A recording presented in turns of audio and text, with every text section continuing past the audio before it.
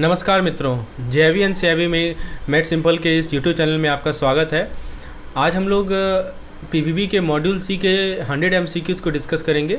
बहुत ही important session होने वाला है ये। चलिए शुरुआत करते हैं बिना देरी किए हुए पहले क्वेश्चन के साथ। पहला क्वेश्चन आपके स्क्रीन पर है कि इनमें से कौन सा नेसेसरी नहीं है। Which of the following is not a necessary component for a standalone computer system. सारे कंसेप्ट को भी क्लियर करते चलेंगे। देखिए ऑप्शन एक आ रहा है हार्ड डिस्क। देखिए स्टैंडअलोन कंप्यूटर सिस्टम के लिए हार्ड डिस्क ज़रूरी है क्योंकि यह प्राइमरी स्टोरेज डिवाइस होती है जिसमें आप बिना डेटा स्टोर करते हो, आप अपना डेटा स्टोर करते हो। अगर हार्ड डिस्क नहीं होगा तो ऑपरेटिंग सिस्टम और फाइल को कहीं स्टोर करना मुश्किल हो जाएगा। जैसे अगर आपका फ़ोन या लैपटॉप के पास इंटरनल स्टोरेज नहीं होती है तो आप ऐप्स या फ़ोटोज़ कैसे स्टोर करोगे। सेम लॉजिक यहाँ भी अप्लाई होता है। तो ये तो नेसेसरी है।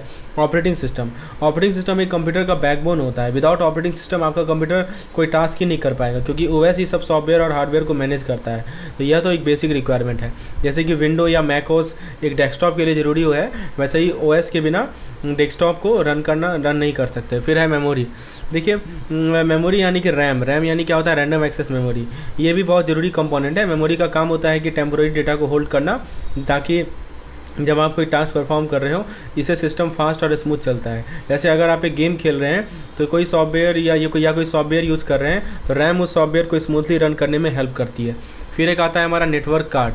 तो देखिए नेटवर्क कार्ड जो है, अब बात करते हैं करेक्ट ऑप्शन की, जो कि है नेटवर्क कार्ड। स्टैंडअलोन सिस्टम का मतलब होता है कि एक ऐसा कंप्यूटर जो किसी भी नेटवर्क से कनेक्टेड नहीं है। इसलिए नेटवर्क कार्ड की ज़रूरत नहीं होती क्योंकि यह सिर्फ यूज़फुल तभी है जब आपने सिस्टम को किसी नेटवर्क जैसे कि इंटरनेट या लैन से कनेक्ट करके रखा है। जैसे आपको फ़ोन यूज़ करते हैं, आप फ़ोन यूज़ करने के लिए वाईफाई ज़रूरी नहीं है अगर आपके पास मोबाइल डेटा है। वैसे ही स्टैंडअलोन सिस्टम में नेटवर्क कार्ड नहीं चाहिए। ऑल द अबव तो यह ऑप्शन गलत है क्योंकि बाकी सब कंपोनेंट ज़रूरी है, सिर्फ नेटवर्क कार्ड नहीं। ठीक है, चलिए क्वेश्चन नंबर 2 की ओर बढ़ते हैं। क्वेश्चन नंबर 2 में आपसे पूछा जा रहा है terminal connected to server are known as. ठीक है, तो पहला ऑप्शन है क्लाइंट। तो इसका सही आंसर क्या, नेटवर्क कार्ड। क्लाइंट, देखिए टर्मिनल जो सर्वर से कनेक्टेड होते हैं उनके लिए उन्हें क्लाइंट कहा जाता है। वैसे टर्मिनल जो सर्वर से कनेक्टेड होते हैं उन्हें क्लाइंट कहा जाता है। यह क्लाइंट डायरेक्टली सर्वर से डेटा लेते हैं और सर्वर पर टास्क परफॉर्म करते हैं। जैसे आप इंटरनेट पर कोई वेबसाइट खोलते हैं, आपने क्या किया, कोई वेबसाइट खोला, राइट, तो आपका कंप्यूटर एक क्लाइंट होता है। तो आपका जो कंप्यूटर है वो क्या है, क्लाइंट है जो वेब सर्वर से डेटा मांगता है। तो वही होता है terminal connected to a server known as client. तो ये ऑप्शन सही है। नोट्स नहीं होगा, तो नोट्स भी एक कॉमन टर्म है। अच्छा देखिए नोट्स भी देख लेते हैं। नोट्स भी एक कॉमन टर्म है जो टर्मिनल को डिस्क्राइब करती है जब वो किसी नेटवर्क से कनेक्ट होते हैं। एक टर्मिनल को नोट तब कहा जाता है जब वो किसी नेटवर्क का पार्ट हो, जैसे एक कंप्यूटर या प्रिंटर। जैसे आपका कंप्यूटर एक नोड बन जाता है जब वो नेटवर्क में किसी और डिवाइस जैसे प्रिंटर या सर्वर का साथ कनेक्टेड होता है। ऑप्शन सी का है सीपीयू। सीपीयू एक कम्प्लीटली डिफरेंट कंसेप्ट है। यह एक कंप्यूटर का ब्रेन होता है जो कि सारे इंस्ट्रक्शन को प्रोसेस करता है। यह टर्मिनल या नोड नहीं होता है क्योंकि यहाँ पे टर्मिनल की बात की जा रही है। सीपीयू वो चिप है जो आपका गेम, सॉफ्टवेयर या टास्क को रन करता है, पर यह डायरेक्टली सर्वर से कनेक्ट नहीं होता है। Both A and B, option D कर क्या कर रहा है, both A and B. Yes, ये करेक्ट है। ठीक है, तो टर्मिनल को क्लाइंट और नोड दोनों ही कहा जा सकता है। क्लाइंट जब वो सर्वर से कनेक्टेड होते हैं और नोड जब वो किसी भी नेटवर्क का पार्ट होते हैं। नन ऑफ दिस तो नहीं होगा, तो सही जवाब है इसका बोथ ए एंड बी।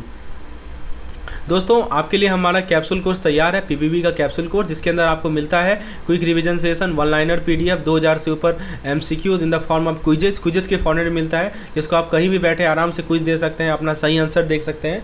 उसके साथ साथ दोस्तों आपको मिलता है what to study PDF and previous year question. ये सब का सब आपको मिलता है हमारे पीबीबी के कैप्सूल कोर्स में। विशेष जानकारी के लिए मुझे व्हाट्सएप कर सकते हैं या डिस्क्रिप्शन में इसका लिंक अवेलेबल है। चलिए अगला सवाल, क्वेश्चन नंबर 3 देखते हैं। तो हमने अभी तक 2 क्वेश्चन कवर किए। पहले मैंने आपको बताया कि नेटवर्क कार्ड जरूरी कंपोनेंट नहीं है एक स्टैंडअलोन कंप्यूटर के लिए, और दूसरे में मैंने बताया कि टर्मिनल को क्लाइंट और नोड दोनों कहा जाता है। तीसरा क्वेश्चन है कि अनइंटरप्टेड पावर सप्लाई जो कि ब्रांच कंप्यूटराइजेशन में यूज़ होता है, कौन सा डिवाइस यूज़ होता है, ऑनलाइन यूपीएस। देखिए सबसे पहले करेक्ट आंसर क्या है इसका, ऑनलाइन यूपीएस। ठीक है, option A online UPS correct answer है। देखिए क्यों है, क्योंकि ऑनलाइन यूपीएस एक ऐसी डिवाइस होती है जो पावर सप्लाई को कॉन्स्टेंटली मॉनिटर करती है, राइट, और बिना इंटरप्शन के पावर प्रोवाइड करती है। एवन जब पावर कट होता है बैंकिंग ब्रांचेज में, क्योंकि ट्रांजेक्शन क्रिटिकल होते हैं, ऑनलाइन यूपीएस इंश्योर करता है कि सिस्टम कभी बंद ना हो। एग्जाम्पल के तौर पर जैसे मान लीजिए एक लाइव कंसर्ट है, लाइव कंसर्ट में अगर माइक का पावर चला जाए शो रुक सकता है, वैसे ही बैंक में अगर पावर कट हो गया और बैकअप नहीं हुआ तो ऑपरेशन रुक जाएगा। ऑनलाइन यूपीएस इंश्योर करता है कि ऐसा कभी हो ही ना। ऑफलाइन यूपीएस, तो ऑफलाइन यूपीएस थोड़ी डिफरेंट होती है। इसमें जब पावर कट होता है तो सिस्टम को स्विच करने में थोड़ा टाइम लगता है, जिससे मोमेंट्री पावर लॉस हो सकता है।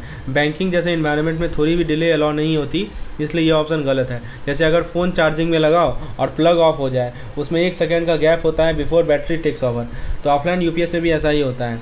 फिर एक कन्वर्टर है। कन्वर्टर में क्या होता है, कन्वर्टर का काम होता है एसी को डीसी में बदलना या vice versa. Converter power backup provide नहीं करता, इसलिए यह ऑप्शन गलत है। जनरेटर की बात करें तो जनरेटर एक large scale power backup source होता है, पर इसमें इमीडिएट स्विच नहीं होता। जनरेटर स्टार्ट होने में थोड़ा वक्त लगता है और तब तक आपका सिस्टम बंद हो सकता है। तो दोस्तों इसका सही जवाब क्या है, ऑनलाइन यूपीएस। अगला क्वेश्चन है कि आपसे पूछा जा रहा है कि इनमें से कौन सा एक इंपॉर्टेंट ऑब्जेक्टिव नहीं है बैंकिंग में कंप्यूटराइजेशन का। तो देखिए पहला ऑप्शन एक आ रहा है कस्टमर सर्विस। तो पहला ऑप्शन कह रहा है कस्टमर सर्विस। देखिए कस्टमराइजेशन का सबसे इंपॉर्टेंट ऑब्जेक्टिव कस्टमर सर्विस को इम्प्रूव करना होता है। बैंक फास्ट और एफिशिएंट सर्विस प्रोवाइड करने के लिए टेक्नोलॉजी का यूज़ करती है, इसीलिए कस्टमर सर्विस तो एक जरूरी ऑब्जेक्टिव है ही है। फिर कह रहा है रिडक्शन ऑफ मैन पावर। जैसे मैं एग्जांपल लेकर समझाता, जैसे मान लीजिए नेट बैंकिंग या मोबाइल ऐप ने कस्टमर को घर बैठे ही बैंकिंग सर्विस दी है, या टेक्नोलॉजी से ही पॉसिबल हो पाया है, तो कस्टमर सर्विस तो है ही। रिडक्शन ऑफ मैन पावर, देखिए रिडक्शन ऑफ मैन पावर सही जवाब है, क्योंकि कंप्यूटराइजेशन का मेन फोकस ह्यूमन रिसोर्स को रिड्यूस करना नहीं बल्कि उनकी एफिशिएंसी को इन्हांस करना होता है, राइट। तो कंप्यूटराइजेशन का ऑब्जेक्टिव है कि लोगों को बेटर टूल्स मिले ताकि उन्हें रिप्लेस करें। जैसे कस्टमर क्वेरीज हैंडल करने के लिए ऑटोमेटेड सिस्टम यूज होते हैं, पर एंड में ह्यूमन इंटरवेंशन जरूरी होती है, राइट। तो ये नहीं है, ये ऑब्जेक्टिव नहीं है। डिसीजन मेकिंग, देखिए कंप्यूटराइजेशन बैंक में डिसीजन मेकिंग को फास्टर और एक्यूरेट बनाता है, और फिर डेटा एनालिसिस और रियल टाइम रिपोर्ट हेल्प करते हैं मैनेजर को सही डिसीजन लेने में।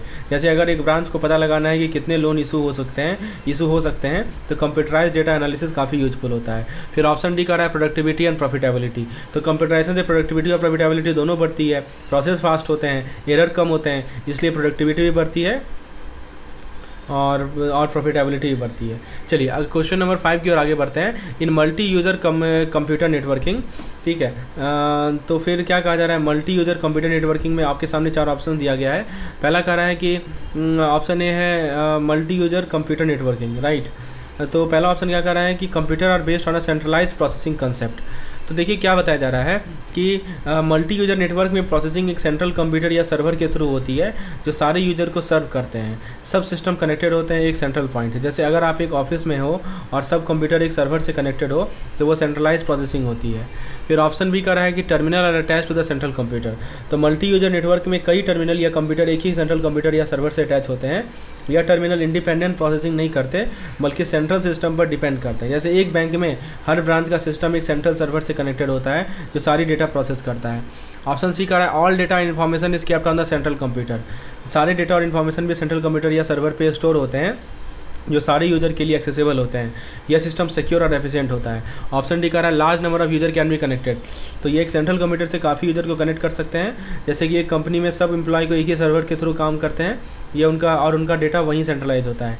ऑप्शन नंबर ई इसका सही जवाब है, ऑल ऑफ द अबव, ठीक है। ये सारी feature multi user computer network के अंदर होती है। चलिए क्वेश्चन नंबर 6 की ओर आगे बढ़ते हैं। Star topology. तो हमने क्या देखा अभी तक, online UPS uninterrupted power supply के लिए बेस्ट सॉल्यूशन है। कंप्यूटराइजेशन का ऑब्जेक्टिव मैन पावर को रिड्यूस करना नहीं बल्कि कस्टमर सर्विस और प्रोडक्टिविटी को इंप्रूव करना है। और मल्टी यूजर कंप्यूटर नेटवर्किंग का मेन कंसेप्ट सेंट्रलाइज प्रोसेसिंग और लार्ज यूजर को सपोर्ट करना है। अब सवाल है कि स्टार टोपोलॉजी में क्या होता है। देखिए पहला ऑप्शन कर रहा है कि each node is conjoined to the central node by a separate medium.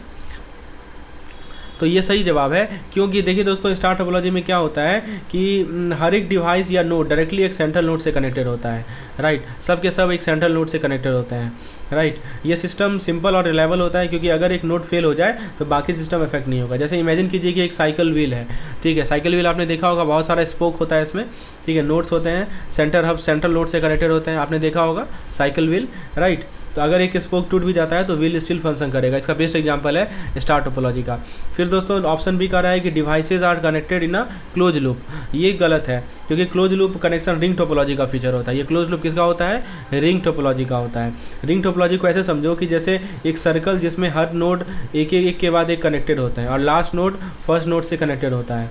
एक लूप क्रिएट होगा। जैसे मान लीजिए एक सर्कल है और यहाँ नोड है, ये ऐसे कनेक्टेड है, ये से कनेक्टेड, ये से कनेक्टेड, ये से कनेक्टेड, ऐसे कनेक्टेड है, राइट। तो ये रिंग टोपोलॉजी है। फिर सी कह रहा है कि information is pass from one node to another in a series, ये भी गलत है। सीरीज में इन्फॉर्मेशन पास होना बस या रिंग टोपोलॉजी का फीचर होता है, ना कि स्टार टोपोलॉजी का। स्टार टोपोलॉजी में क्या होता है, डेटा सेंट्रल नोड से डायरेक्टली नोड को पास होते हैं। फिर कह रहा है कि devices on the network are connected to a single continuous cable, ये भी गलत है, क्योंकि एक कंटिन्यूअस केबल का कंसेप्ट किस में आता है, बस टोपोलॉजी में आता है। तो देखिए आप इस क्वेश्चन से 3 चीज़ समझ गए। क्या समझे कि सिंगल कंटिन्यूअस केबल का जो केस आता है वो बस टोपोलॉजी वाला केस है। फिर आपने ये भी देख लिया कि जो डिवाइस क्लोज लूप में कनेक्टेड होता है उसको रिंग टोपोलॉजी बोलते हैं। आपने ये भी देख लिया स्टार टोपोलॉजी में प्रत्येक नोड जो है सेंट्रल से कनेक्टेड होते हैं। तो ऑल ऑफ द भी गलत है, ठीक है। तो सही जवाब क्या है इसका सही जवाब स्टार टोपोलॉजी में क्या होता है कि इस this node is divide to the central node by a separate medium. फिर कह रहा है ना बस टोपोलॉजी, तो बस टोपोलॉजी में पहला ऑप्शन क्या कह रहा है, इस node is join to the central node by a separate medium, ये गलत है, क्योंकि बस टोपोलॉजी में कोई सेंट्रल नोड नहीं होता है, हर डिवाइस का एक ही शेयर केबल से कनेक्शन होता है। फिर बी कह रहा है कि device are connected in a close loop, ये भी गलत है, क्योंकि क्लोज लूप कनेक्शन सिर्फ रिंग टोपोलॉजी में, जब भी क्लोज लूप दिखे तो आप रिंग टोपोलॉजी समझ लीजिए। बस टोपोलॉजी में क्या होता है, लीनियर सेटअप होता है, इसमें लाइन होता है। फिर सी कह रहा है information is pass to a central node, ये भी गलत है, ठीक है। बस टोपोलॉजी में कोई सेंट्रल नोड नहीं होता, डाटा एक सिंगल कंटिन्यूअस केबल से पास होता है। ऑप्शन डी कह रहा है device on the network connected by to a single continuous cable, ये सही है, ठीक है। ऑप्शन नंबर डी सही है। जैसे मान लीजिए कि एक बस रूटर जिसमें हर स्टॉप का डिवाइस है और एक सिंगल रोड पे सब कनेक्टेड है, डेटा एक एंड से दूसरे एंड तक ट्रैवल करता है, तो इसका सही जवाब है ऑप्शन नंबर डी। तो अभी हमने 2 चीज़ देखा, स्टार टोपोलॉजी में क्या होता है, हर नोड जो है एक सेंट्रल नोड से डायरेक्टली कनेक्टेड होता है, और बस टोपोलॉजी में सभी डिवाइसेज जो हैं एक सिंगल कंटिन्यूअस केबल पे कनेक्टेड होते हैं। याद रहेगा आपको ये चीज़। चलिए एक रिंग टोपोलॉजी का भी क्वेश्चन कर लेते हैं। पहला कह रहा है ring topology, in a ring topology data transmission is possible in only one direction, क्या लगता है। तो देखिए ऑप्शन ए जो है ये ऑप्शन सही है, रिंग टोपोलॉजी में डेटा एक ही डायरेक्शन में ट्रैवल करता है, या क्लॉकवाइज या एंटी क्लॉकवाइज। जैसे मान लीजिए कि एक सर्कुलर ट्रैक है, ठीक है, जिसमें रेस एक ही डायरेक्शन में हो सकता है, या तो क्लॉकवाइज या एंटी क्लॉकवाइज, तो डेटा भी उसी एक डायरेक्शन में घूमता है। बी कह रहा है कि device are connected in a close loop, ठीक है, तो ये भी सही है। रिंग टोपोलॉजी का मेन फीचर ही है कि सारे डिवाइस क्लोज लूप या सर्कल के फॉर्म में कनेक्टेड होते हैं। सी कह रहा है कि information is pass from one node to the other in series, ये भी सही है। रिंग टोपोलॉजी में एक नोड से दूसरे नोड तक सिक्वेंसली पास होता है इन्फॉर्मेशन, तो ऑप्शन नंबर डी इसका सही जवाब है। चलिए आगे बढ़ते हैं क्वेश्चन नंबर 8-9 की ओर। इनमें से कौन सा सही नहीं है कोर बैंकिंग सिस्टम के बारे में, यानी सीबीएस के बारे में क्या गलत है ये पूछा जा रहा है। चलिए देखते हैं इसका सही जवाब। पहला ऑप्शन कह रहा है कि branches are interconnected only to share customer data among them, branch को कनेक्ट किया जाता है ताकि कस्टमर डेटा को शेयर कर सके आपस में, ये गलत है, इसलिए यह करेक्ट आंसर है, क्योंकि नॉट कहा गया है ना, नॉट ट्रू, ठीक है। तो देखिए कोर बैंकिंग सिस्टम का मेन पर्पस सिर्फ डेटा शेयर करना नहीं होता, बल्कि हर ब्रांच इंटरकनेक्टेड होती हैं ताकि कस्टमर किसी भी ब्रांच से ट्रांजेक्शन कर सके, राइट। फिर कह रहा है customer need not necessary ट्रांजेक्ट only from home branch, आप जैसे मुंबई की ब्रांच से अपने अकाउंट खुलवाते हैं, पर कोर बैंकिंग की वजह से आप दिल्ली के ब्रांच से ही पैसा निकाल सकते हैं। फिर ऑप्शन भी कह रहा है कि customer did not ट्रांजेक्ट only from home branch, यह सही स्टेटमेंट है, क्योंकि कोर बैंकिंग के थ्रू कस्टमर किसी भी ब्रांच से अपने अकाउंट को एक्सेस कर सकता है। ऑप्शन सी कह रहा है कि data of customer is not lost when his home branch is down, तो ये भी सही है, अगर किसी कस्टमर की होम ब्रांच टेम्पोरली डाउन है तब भी उसका डेटा कोर बैंकिंग सिस्टम के थ्रू सिक्योर एक्सेसिबल होता है। और डी कह रहा है कि customer can access is banking account related information through multiple way, बिल्कुल ही सही बात है। और ऑप्शन ही कह रहा है ऑनलाइन और mobile and other banking service can be provided, ये भी सही है। तो अभी हमने 2-3 चीज़ देखा, हमने देखा कि जो रिंग टोपोलॉजी होता है उसमें डिवाइस क्लोज लूप में कनेक्टेड होते हैं और एक डाटा एक ही डायरेक्शन में ट्रैवल करता है। चलिए अगला सवाल देखते हैं कि कोर बैंकिंग का कौन सा इसमें से एडवांटेज है। तो पहला ऑप्शन कह रहा है कि reliable centralize data recovery, option सही है। कोर बैंकिंग सिस्टम में सेंट्रलाइज डेटा होता है जो कि सिक्योरली स्टोर रहता है और किसी भी डेटा लॉस या फेलियर के केस में आसानी से रिकवर हो सकता है। ऑप्शन बी कह रहा है enable data warehousing and data mining technology, ये भी सही है। Core banking system advance technology को सपोर्ट करता है जैसे कि डेटा वेयर हाउसिंग और डेटा माइनिंग, जो डेटा को एनालाइज करने और फ्यूचर डिसीजन लेने में मदद करती है। ऑप्शन सी कह रहा है इंटीग्रेटेड कस्टमर सेंट्रिक सर्विस, तो देखिए यह भी सही है। कोर बैंकिंग की वजह से कस्टमर सेंट्रिक सर्विस जैसे online banking, mobile app, instant money transfer और one stop banking solution provide की जा सकती है। ऑप्शन डी कह रहा है कि core infrastructure can be use for future expansion, ये भी सही है। कोर बैंकिंग सिस्टम फ्लेक्सिबल होता है और फ्यूचर एक्सपेंशन के लिए इंफ्रास्ट्रक्चर रेडी करता है। नेक्स्ट क्वेश्चन है कि from the bank point of view the advantage of ATM are, ATM का क्या एडवांटेज है। Alternative to expand banking hour, बिल्कुल सही बात है। एटीएम मशीन की वजह से बैंक अपने कस्टमर को 24/7 बैंकिंग सर्विस दे पा रहे हैं, बिना ब्रांचेस खोले बैंकिंग आवर को एक्सपेंड किया गया है। फिर कह रहा है कि cash handling and cash transportation is avoided, ये भी सही है। एटीएम के थ्रू कैश डायरेक्टली कस्टमर तक पहुंच जाते हैं, इसलिए बैंक को ज़्यादा कैश हैंडल या ट्रांसपोर्ट नहीं करना पड़ता। अल्टरनेटिव टू न्यू ब्रांचेस, ये भी सही है, बैंक को नए ब्रांचेस खोलने की जरूरत नहीं होती अगर एटीएम नेटवर्क स्ट्रांग हो तो। फिर डी करा ऑल ऑफ द एबव। तो ये हमारा परफेक्ट है, ये सभी एडवांटेज एटीएम के बारे में है, राइट। चलिए आगे बढ़ते हैं हम लोग नेक्स्ट क्वेश्चन की ओर। फ्रेंड्स, यदि आपको चीज़ें क्लियर हो रही हो तो एक लाइक जरूर कीजिएगा। This will motivate me to make more such content for this syllabus. PIN क्या होता है, व्हाट इज़ PIN? तो पहला ऑप्शन कह रहा है कि पर्सनल आइडेंटिफिकेशन नंबर, बिल्कुल सही, यही होता है पिन। तो यह एक यूनिक कोड होता है जो आपको एटीएम ट्रांजैक्शन या ऑनलाइन पेमेंट के लिए यूज़ करना पड़ता है। पोस्टल इंडेक्स नंबर गलत है। Store in magnetic strip of the card, ये ऑप्शन गलत है। पिन कभी भी कार्ड के मैग्नेटिक स्ट्रिप में स्टोर नहीं होता, क्योंकि अगर कार्ड खो जाए तो पिन का लीकेज हो सकता है, इसलिए पिन को आप मैनुअली डालते हैं जब ट्रांजेक्शन करते हैं। A और C ये गलत है। तो सही जवाब क्या है इसका, ऑप्शन नंबर ए। प्रोसेसर स्मार्ट कार्ड का एडवांटेज क्या होता है, ठीक है। तो पहला सवाल है, ऑप्शन है कि सिक्योरिटी, सही है, क्योंकि प्रोसेसर स्मार्ट कार्ड का सबसे बड़ा एडवांटेज है सिक्योरिटी। इन कार्ड में एक इम्बेडेड चिप होते हैं जो इनक्रिप्टेड डेटा स्टोर करती हैं और ट्रांजेक्शन को सिक्योर बनाती है compare to traditional magnetic strip card, ठीक है। ये खासियत है इस स्मार्ट कार्ड का। चीपर देन मैगस्ट्रिप कार्ड, ये ऑप्शन गलत है। स्मार्ट कार्ड काफ़ी एडवांस टेक्नोलॉजी यूज़ करते हैं, इसके लिए यह जनरली मैगस्ट्रिप कार्ड्स के मैगी होती है, चीपर नहीं होती। GPS इनेबल, यह भी गलत है। जो स्मार्ट कार्ड में GPS का फीचर नहीं होता, GPS ट्रैकिंग का एक अलग टेक्नोलॉजी है। फिर करें ऑल ऑफ द अबव, ये भी गलत है। तो सही जवाब है इसका। तो हमने ये देखा कि पिन का करेक्ट मीनिंग क्या होता है और स्मार्ट कार्ड का सिक्योरिटी बेनिफिट क्या है। पिन का यूज बैंकिंग ट्रांजैक्शन में होता है और स्मार्ट कार्ड सिक्योरिटी के मामले में मैगस्ट्रिप कार्ड से काफ़ी एडवांस होते हैं। चलिए, एक सवाल है कि अगर आप स्मार्ट कार्ड को POS मशीन पर वेव करके ट्रांजैक्शन करते हैं तो कौन सा स्मार्ट कार्ड यूज कर रहे हैं? Credit card, purchase card, contactless card. तो यह देखिए, क्रेडिट कार्ड गलत है। क्रेडिट कार्ड एक पेमेंट मेथड है जिसे आप कार्ड को वेव करके ट्रांजैक्शन करते हैं, तो वो कॉन्टैक्टलेस कार्ड होता है, ठीक है। परचेज कार्ड भी गलत है, कॉन्टैक्ट कार्ड भी गलत है, कॉन्टैक्टलेस कार्ड गलत है। कॉन्टैक्टलेस कार्ड वो होता है जिनको आप POS मशीन के पास वेव करता होता है और बिना कॉन्टैक्ट के ये NFC के माध्यम से। NFC क्या होता है थोड़ा मैं बता दूं। NFC एक टेक्नोलॉजी है, इसका फुल फॉर्म होता है नियर फील्ड कम्युनिकेशन, ठीक है। तो इसके माध्यम से या RFID का भी टेक्नोलॉजी का यूज होता है। आप जैसे कार वार में RFID technology, radio frequency distribution, ठीक है। चलिए अगला सवाल है कि क्रेडिट कार्ड क्या ऑफर करता है। पहला कह रहा है revolving credit for a certain period.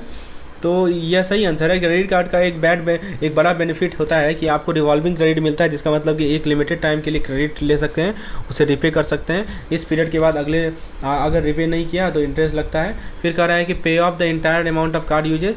तो ये ऑप्शन गलत है। क्रेडिट कार्ड आपसे हर मंथ के बिल के लिए पूरा अमाउंट पे करने को फोर्स नहीं करता, आपको मिनिमम पे करना होता है, बाकी का बैलेंस नेक्स्ट मंथ तक रोल ओवर हो सकता है। इसीलिए इसको क्या बोलते हैं, रिवॉल्विंग क्रेडिट कहते हैं, राइट। फिर कह रहा है online recovery of the amount of card usage. यह भी गलत है। क्रेडिट कार्ड में रिकवरी प्रोसेस ऑनलाइन नहीं होता, बल्कि आपको मंथली स्टेटमेंट आता है जिसमें आपका ड्यू अमाउंट होता है। आप ऑनलाइन पेमेंट कर सकते हैं, लेकिन रिकवरी का सिस्टम ऑटोमेटिकली ऑनलाइन होता है। तो इसका सही जवाब है ऑल ऑफ देम। चलिए, तो हमने क्या सीखा कि कॉन्टैक्टलेस कार्ड कैसे वर्क करता है और क्रेडिट कार्ड का रिवॉल्विंग क्रेडिट का फीचर का मीनिंग क्या होता है। What is the meaning of the revolving feature of the credit card. Debit card क्या ऑफर करता है, रिवॉल्विंग क्रेडिट, बिल्कुल गलत। Pay off the entire amount later, बिल्कुल गलत। Instant recovery of the amount of the card usages, yes ये सही है, ठीक है। जब आप डेबिट कार्ड को कोई ट्रांजेक्शन करते हैं तो आपके अकाउंट से इमीडिएट अमाउंट डिडक्ट हो जाता है, इसी को इंस्टेंट रिकवरी बोलते हैं। तो सही जवाब क्या है इसका, option number C. Transaction of internet banking exclude, क्या नहीं आता है, ठीक है। इंटरनेट बैंकिंग के ट्रांजेक्शन में क्या चीज़ इंक्लूड नहीं होती। पहला कह रहा है withdrawal of cash anywhere India, सही आंसर है। ये इंटरनेट बैंकिंग से आप कैश विड्रॉल नहीं कर सकते। कैश विड्रॉल के लिए आपको ATM या बैंक ब्रांच जाना पड़ता है, ठीक है। Statement of account for a specific period, ये ऑप्शन गलत है, क्योंकि इंटरनेट बैंकिंग में आप अपने अकाउंट का स्टेटमेंट देख सकते हैं।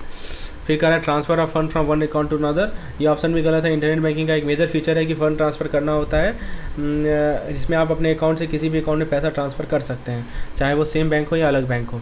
फिर कह रहा है बैलेंस इंक्वायरी, ये ऑप्शन भी गलत है, क्योंकि इंटरनेट बैंकिंग से आप अपने अकाउंट का बैलेंस इजीली चेक कर सकते हैं। तो हमने देखा कि डेबिट कार्ड से अपना अकाउंट का पैसा तुरंत डिडक्ट होता है, और इंटरनेट बैंकिंग में आप फंड ट्रांसफ़र और बैलेंस इंक्वायरी जैसे काम कर सकते हैं, लेकिन कैश विड्रॉ नहीं कर सकते। बेसिक सा सवाल है, आप जहाँ डेली फेस करते हैं तो उसमें दिक्कत नहीं होगा आपको सॉल्व करने में इसको। चलिए, इनमें से कौन सा डिजिटल अल्टरनेटिव डिलीवरी चैनल नहीं है, ठीक है।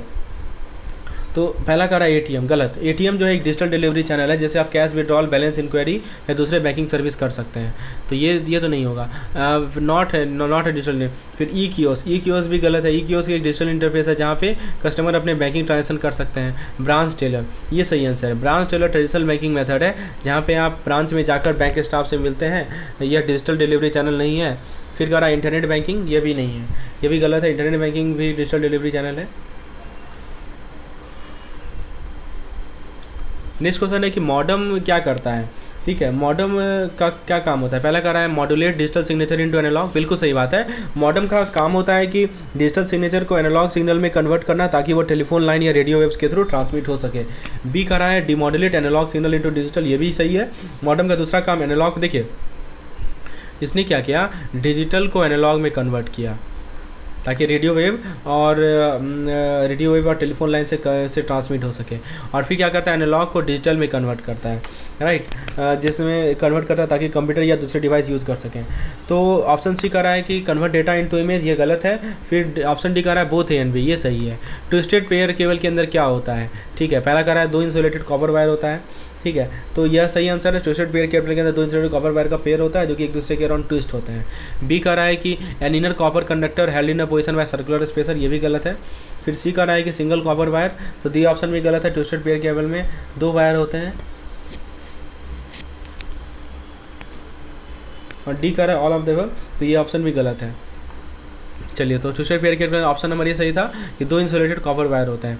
अगला सवाल है कोएक्सियल केबल में क्या होता है, बहुत अच्छा सवाल है। What is there in coaxial cable? पहला कह रहा है 2 इंसुलेटेड कॉपर वायर, गलत है। कोएक्सियल केबल में 2 इंसुलेटेड कॉपर वायर नहीं होते बल्कि एक यूनिक स्ट्रक्चर होता है। फिर कह रहा है कि an inner copper structure held in a position by circular spacer, यह सही आंसर है। कोएक्सियल केबल का स्ट्रक्चर है ये होता है कि इसमें एक इनर कॉपर कंडक्टर होता है जो कि सर्कुलर स्पेसर के थ्रू पोजीशन में रखा जाता है और इसके अराउंड एक इंसुलेटिंग लेयर होती है। सिंगल कॉपर वायर नहीं, सिंगल कॉपर वायर नहीं होगा, ठीक है। कोएक्सियल केबल में एक एसी पे कॉपर वायर नहीं होता बल्कि एक कॉम्प्लेक्स स्ट्रक्चर है। चलिए, अगला सवाल है इनमें से कौन सा एक सोशल नेटवर्किंग साइट नहीं है, ठीक है। आपके सामने फेसबुक, इंस्टाग्राम, लिंक्डइन, व्हाट्सएप या डेवऑप्स। फेसबुक गलत है, इंस्टाग्राम भी गलत है, लिंक्डइन भी गलत है, व्हाट्सएप भी गलत है, डेवऑप्स सही आंसर है। डेवऑप एक सॉफ्टवेयर डेवलपमेंट मेथोडोलॉजी है और यह कोई सोशल नेटवर्किंग साइट नहीं है, राइट, तो इसका आंसर है डेवऑप्स। चलिए आगे बढ़ते हैं हम लोग अगले सवाल की ओर, क्वेश्चन नंबर 5 की ओर। क्वेश्चन नंबर 5 में आपसे पूछा जा रहा है माइक्रोवेव के बारे में। तो पूछा जा रहा है कि माइक्रोवेव सिस्टम में क्या होता है। तो पहला ऑप्शन कह रहा है कि रेडियो वेव को मॉड्यूलेट किया जाता है इन्फॉर्मेशन कैरी करने के लिए, बिल्कुल सही बात। माइक्रोवेव सिस्टम में क्या होता है दोस्तों कि रेडियो वेव को इन्फॉर्मेशन कैरी करने के लिए मॉड्यूलेट किया जाता है ताकि डेटा ट्रांसमिट किया जा सके। फिर कह रहा है wave beam are send from one antenna to another, ये ऑप्शन भी सही है। इस सिस्टम में वेव बीम को एक एंटीना दूसरे एंटीना तक भेजा जाता है। फिर कह रहा है कि माइक्रोवेव सिग्नल में भी passed on to the satellite, right, तो ये ऑप्शन भी सही है। तो हमने क्या देखा, इसका सही आंसर क्या है, along the route the receive data is amplified and retransmitted, बिल्कुल सही बात है। So all of the above इसका सही जवाब है। फिर कह रहा है कि सिंप्लेक्स ट्रांसमिशन किस चीज़ के लिए कैपेबल है, what is simplex transition is capable of, right, तो यानी सिंप्लेक्स ट्रांजिशन किस चीज़ की किसकी क्षमता रखता है। पहला कह रहा है transmit data only in one direction, यह सही है। सिंप्लेक्स ट्रांसमिशन का मतलब ही है कि डेटा एक ही डायरेक्शन में ट्रांसमिट होता है, जैसे कि टीवी ब्रॉडकास्ट। फिर कह रहा है कि data movement in both the direction but only one direction at a time. क्या कह रहा है कि डेटा जो है मूवमेंट करेगा दोनों डायरेक्शन में लेकिन एक समय पे एक ही डायरेक्शन में। क्या लगता है सिंपलेस्ट ट्रांजिशन गलत है। तो यदि ये जो डिस्क्रिप्शन दिया है ना, ये हाफ डुप्लेक्स का दिया है, किसका दिया है, हाफ डुप्लेक्स का दिया है, राइट, ना कि सिंप्लेक्स को। फिर सी कह रहा है कि providing simultaneous two way communication, यह भी गलत है। सिंप्लेक्स ट्रांसमिशन में simultaneous two way communication possible नहीं है, यह सिर्फ एक ही तरफ का डाटा ट्रांसमिट करेगा। और ऑप्शन डी कह रहा है डेटा कम्युनिकेशन ओनली, यह भी गलत है। ये ऑप्शन ज़्यादा स्पेसिफिक नहीं है और इसे सिंपलेस्ट ट्रांसमिशन का डेफिनेशन क्लियर नहीं होती, नन ऑफ दिस भी नहीं होगा। तो हमने क्या देखा, इसका सही जवाब क्या है, transmit data in only one direction, option number A is correct. Next question है कि IMPS यानी immediate payment system platform provide real time it provide real time fund transfer which can be,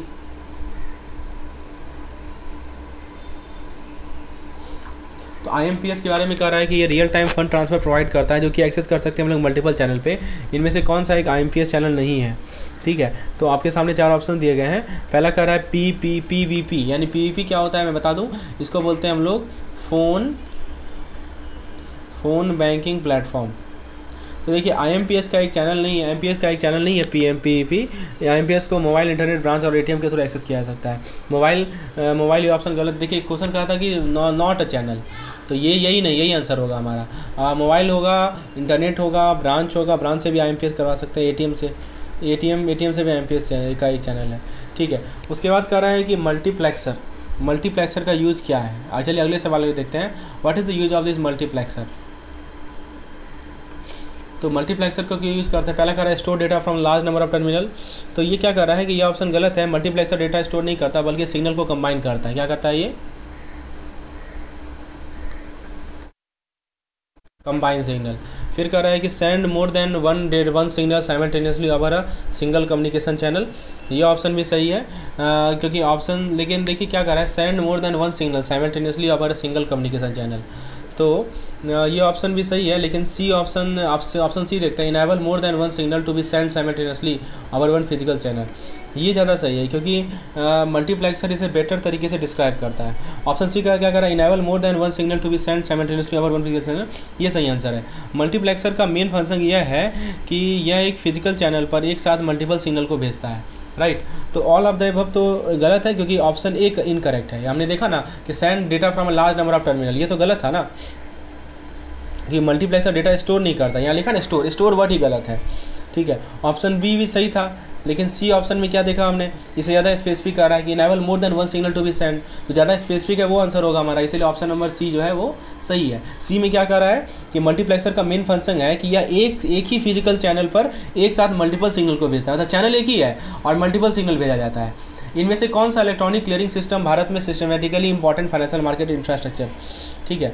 तो सवाल कर रहा है कि इंडिया में कौन सा electronically clearing system systematically important financial market infrastructure है। UPI, NSCH, IMPS, CTS। UPI एक इंपॉर्टेंट क्लियरिंग सिस्टम है जो कि इंस्टेंट फंड फैसिलिटेट करता है, ठीक है।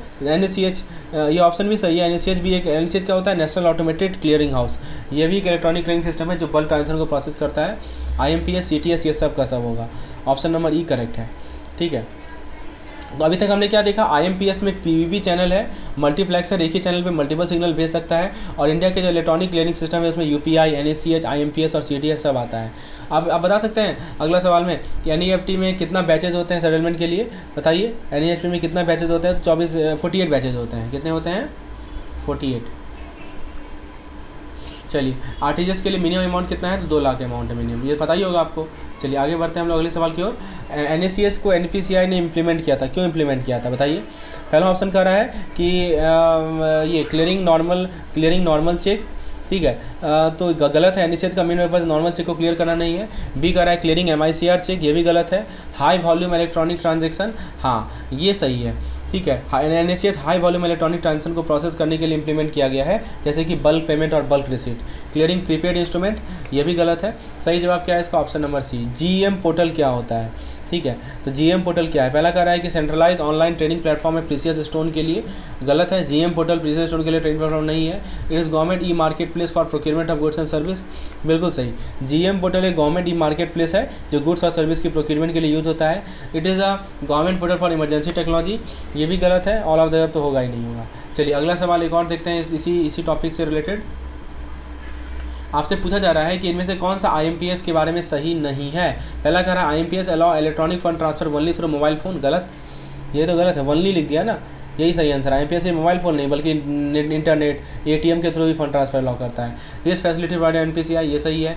IMPS allow instant money transfer, ये भी सही है। IMPS allow transferring to money to account with other bank, ये भी सही है। IMPS transaction can be done through bank branch, ये भी सही है। QR कोड के अंदर क्या होता है, ब्लैक स्क्वायर होता है या स्क्वायर ग्रिड होता है, वाइट बैकग्राउंड होता है, तो सही जवाब है ऑल ऑफ द अबव। तो इसके अंदर ब्लैक स्क्वायर भी होगा। QR कोड एक स्क्वायर ग्रिड स्ट्रक्चर में होता है, इसका वाइट बैकग्राउंड होता है, ठीक है। इसमें सिस्टम के बारे में जानकारी होता है जिससे अटैच है ये।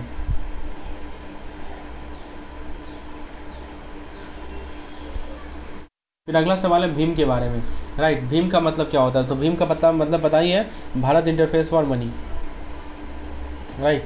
चलिए अगला सवाल देखते हैं कि कौन सा पेमेंट सिस्टम 24/7 है। 24/7 कौन सा है दोस्तों? सही जवाब है इसका UPI, IMPS, NEFT, RTGS, ये सब के सब 24/7 है, तो ई नंबर सही होगा। अगला सवाल है RuPay debit can be use for online transaction and payment through, किसके थ्रू कर सकते हैं? पहला कहा है रुपी टू फैक्टर, गलत है, रुपी टू फैक्टर का स्पेसिफिक यूज नहीं है। रुपी ऑनलाइन, ये भी गलत है, रुपी डेबिट का स्पेसिफिक फीचर है। फिर रुपी पे सिक्योर, ये सही है, रुपये पे सिक्योर। तो रुपये पे सिक्योर ऑनलाइन ट्रांजेक्शन पर पेमेंट के लिए सिक्योर मैकेनिज्म प्रोवाइड करता है। रुपये कॉमर्स, ये ऑप्शन भी गलत है, ठीक है। चलिए आगे देखते हैं इनमें से कौन सा जो है सही है ई पेमेंट सिस्टम के लिए।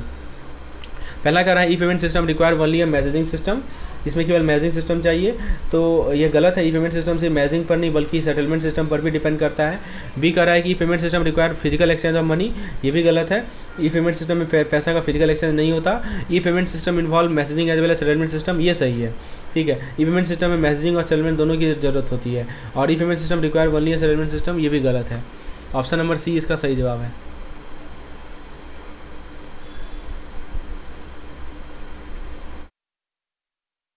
उसके बाद हमारा नेक्स्ट क्वेश्चन है कि Bharat bill payment system is one stop ecosystem for payment of bill to provider. बताइए भारत बिल पेमेंट सिस्टम से एक स्टॉप इकोसिस्टम किस किस प्रोवाइडर के लिए है? तो इलेक्ट्रिसिटी हाँ, टेलीकॉम भी सही है, DTH भी सही है, गैस भी सही है, यानी ऑल ऑफ द एब सही आंसर होगा। फिर ऑप्शन नेक्स्ट क्वेश्चन कर रहा है कि जो हमारा UPI का डिस्टिंग एडवांटेज क्या है एज कम्पेयर टू IMPS। पहला कह रहा है कि UPI mobile based payment system, गलत है, IMPS भी मोबाइल बेस्ड है। बी कह रहा है कि branch can remit up to maximum of 2 crore using UPI, यह गलत है, यह बात सही नहीं है। ब्रांच का रिमिट UPI लिमिट के लिए लिमिटेड नहीं है। फिर कह रहा है कि we can send a pull request to receive money, हाँ ये सही आंसर है, UPI पर हम पुल रिक्वेस्ट भेज सकते हैं जो IMPS में नहीं होता है। फिर डी कह रहा है we can send money using IMPS code and account number, ये भी गलत है।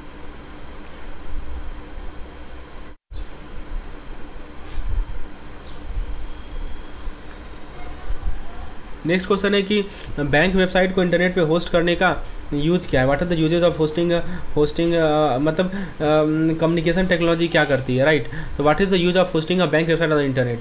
तो इन्फॉर्मेशन बताना, फाइनेंशियल एडवाइस देना, banking non banking activity highlight करना, फाइनेंशियल प्रोडक्ट बेचना, ये सब के सब है। इनमें से कौन सा डिस्ट्रीब्यूटेड लेजर टेक्नोलॉजी से डिस्ट्रीब्यूटेड है? तो ब्लॉकचेन ही हमारा डिस्ट्रीब्यूटेड लेजर टेक्नोलॉजी से डिस्ट्रीब्यूटेड है। कम्युनिकेशन टेक्नोलॉजी क्या करता है? Facilitate the processing of data, गलत, क्योंकि प्रोसेसिंग में मेन फोकस कम्युनिकेशन टेक्नोलॉजी पर नहीं, ये ज़्यादातर हार्डवेयर और सॉफ्टवेयर पर डिपेंड करता है। तो ये जो पहला कर रहा है प्रोसेसिंग ऑफ डेटा, ये गलत है। ट्रांसमिशन ऑफ डेटा, हाँ ये सही है, कम्युनिकेशन टेक्नोलॉजी को प्राइमरीली काम देना होता है कि ट्रांसमिट करना। फिर कह रहा है कि इनेबल डिसीजन सपोर्ट सिस्टम,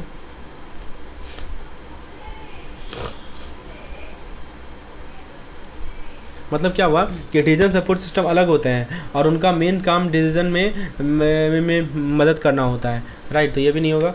तो इस टूल फॉर डेटा माइनिंग, ये ऑप्शन भी गलत है, ठीक है। डेटा माइनिंग अलग प्रोसेस पर बेस्ड है और कम्युनिकेशन टेक्नोलॉजी का डायरेक्ट रोल नहीं होता है। तो option number E all of the, ये भी गलत है, क्योंकि यहाँ पे सिर्फ ऑप्शन बी ही सही है, host help in the transmission of data.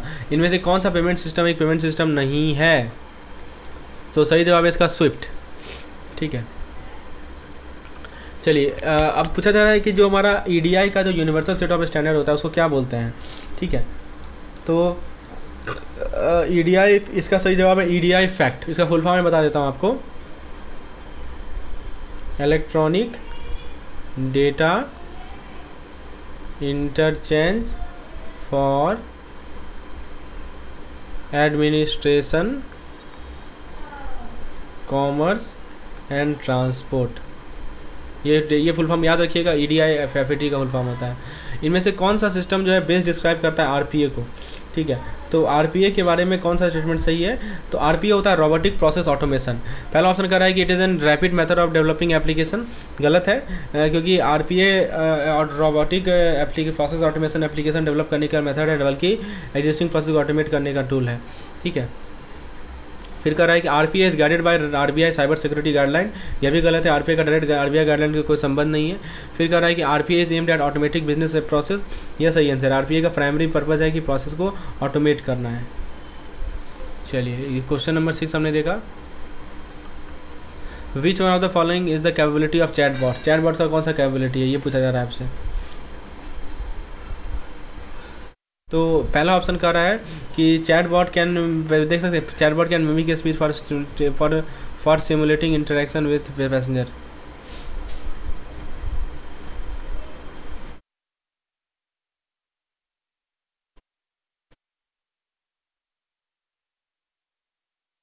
तो चैट बॉट का क्या सिग्निफिकेंस है, कैपेबिलिटीज है, ये पूछा जा रहा है। तो चैट बॉट जो है स्पीक मिमिक कर सकता है, simulating interaction with human. Option number A is correct.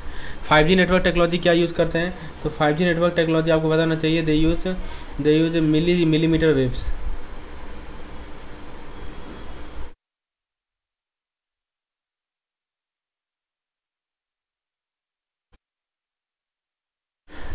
Crypto currency का कौन सा एग्जांपल है, Bitcoin, Ethereum, Ripple, Litecoin. तो सही जवाब है इसका बिटकॉइन। लेकिन देखिए बिटकॉइन सही आंसर है, लेकिन यह सिर्फ ऑप्शन नहीं है। बिटकॉइन दुनिया की पहली क्रिप्टो करेंसी और इसने मार्केट में रिवॉल्यूशन दिया था। इथेरियम के बारे में बात करें तो इथेरियम भी सही है, इथेरियम का पॉपुलर क्रिप्टो करेंसी है। फिर रिपल भी सही है, लिटकॉइन भी सही है, यानी ऑल ऑफ द इसका करेक्ट आंसर होगा। ब्लॉकचेन टेक्नोलॉजी को कहाँ यूज़ करते हैं, तो ऑब्वियसली क्रिप्टो करेंसी में यूज़ करते हैं। ठीक है, डीएनए सही मैंने आपको बताया था। Which are the following one of the risk of online banking by bank. Online banking का क्या रिस्क है, तो बताइए ऑनलाइन बैंकिंग का क्या रिस्क है भारत में। लो प्रॉफिटेबिलिटी गलत, इंक्रीज मैन पावर गलत, एक्सपोजर टू साइबर अटैक सही आंसर है। ठीक है, ये सबसे बड़ा रिस्क है। रिस्क के कारण क्या होता है, तो एक्टिविटीज़ में इंटरप्शन होगा, loss of data, hardware and software, option भी सही है। The phases of disaster recovery planning do not include. तो डिजास्टर रिकवरी प्लानिंग में क्या क्या आता है बता सकते हैं, तो पहला ऑप्शन क्या है, अवेयरनेस, तो गलत है। अवेयरनेस डिजास्टर रिकवरी प्लानिंग का एक इंपॉर्टेंट पार्ट है। प्रिपरेशन, ये भी गलत है, प्रिपरेशन भी डिजास्टर रिकवरी प्लानिंग का इंपॉर्टेंट स्टेप है। टेस्टिंग, ये भी गलत है। फिर कह रहा है रिकवरी, ये भी गलत है। स्टैट्यूटरी ऑडिट, ये सही आंसर है, स्टैट्यूटरी ऑडिट इसका सही आंसर होगा। The consequence of error in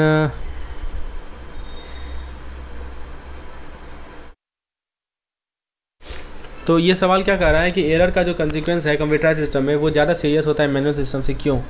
ठीक है, तो पहला ऑप्शन कह रहा है कि computerize system process required huge amount of data, सही है, कंप्यूटर सिस्टम बहुत सारी डेटा प्रोसेस करती है। ऑप्शन बी कह रहा है कि in error in computer deficient error in the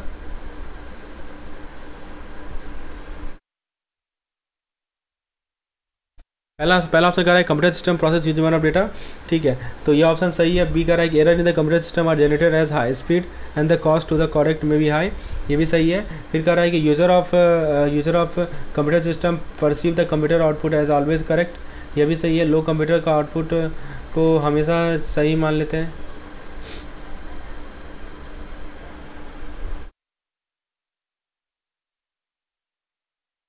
इसका सही जवाब है ऑल ऑफ द अबव।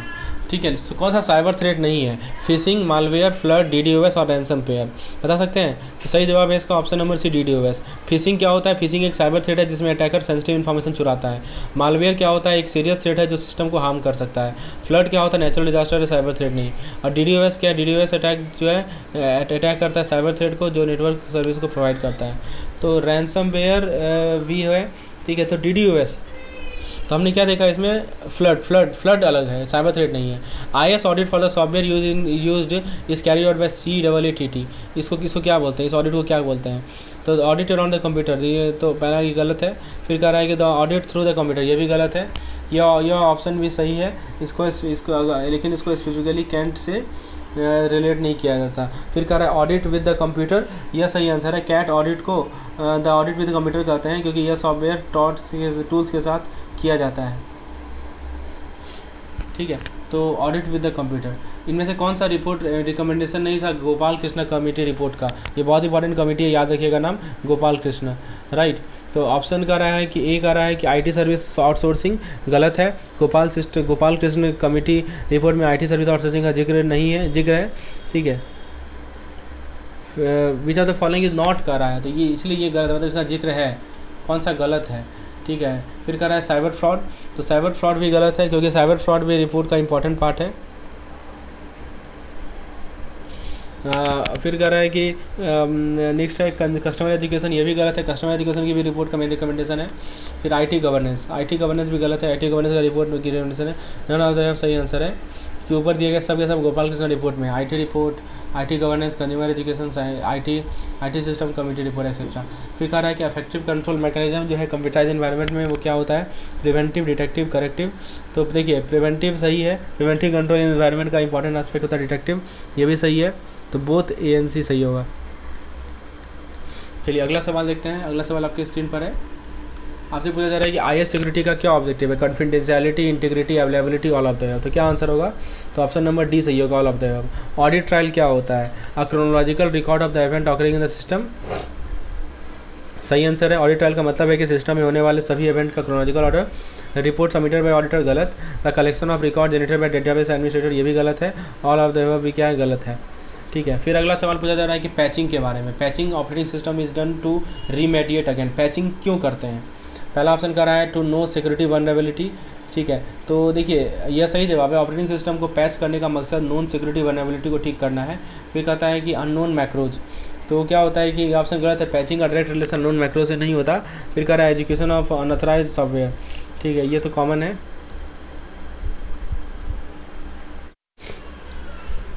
तो ये पैचिंग वाले का सही जवाब क्या है, ए, यानी नो सेवरल वल्नरेबिलिटीज। फिर क्या कर रहा है, इनमें से कौन सा यूज़ किया जाता है, ये तो हमने कर लिया। इनमें से कौन सा यूज़ किया जाता है डिटेक्ट करने के लिए, एनालाइज करने के लिए, रिस्पॉन्ड करने के लिए सिक्योरिटी थ्रेट को, सही जवाब है इसका SIEM। इनमें से कौन सा एस्पेक्ट जो है साइबर COS का रिक्वायरमेंट नहीं है, तो सही जवाब है इसका 4 नंबर का सही जवाब है option number A, forensic investigation of financial fraud. फिर इनमें से कौन सा ऑब्जेक्टिव है, VAPT कंडक्ट करने का, ताकि वल्नरेबिलिटी आइडेंटिफाई कर सकें नेटवर्क में, सर्वर में या सिस्टम इंफ्रास्ट्रक्चर में, ऑल ऑफ द अबव। फिर दोस्तों अगला सवाल है कि विच ऑफ द फॉलोइंग